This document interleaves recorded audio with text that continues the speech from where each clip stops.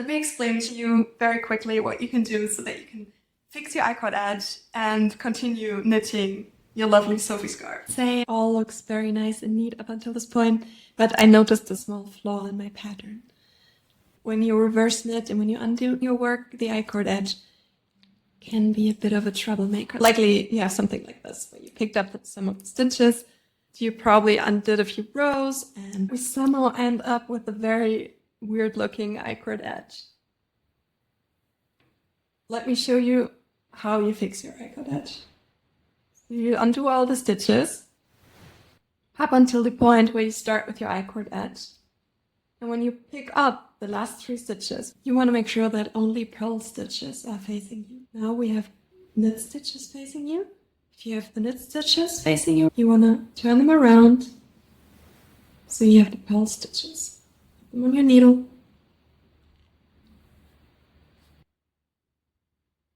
Like this. You have purl stitches facing your way instead of knit stitches. It's really important to keep the icord edge nice and tidy.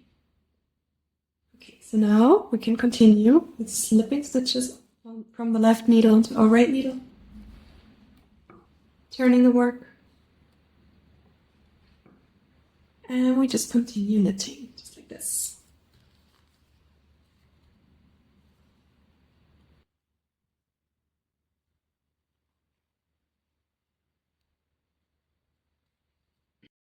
And here you can also see that if you have the icord edge, here's the purl stitches facing your way. And now, look at this fixed icord edge.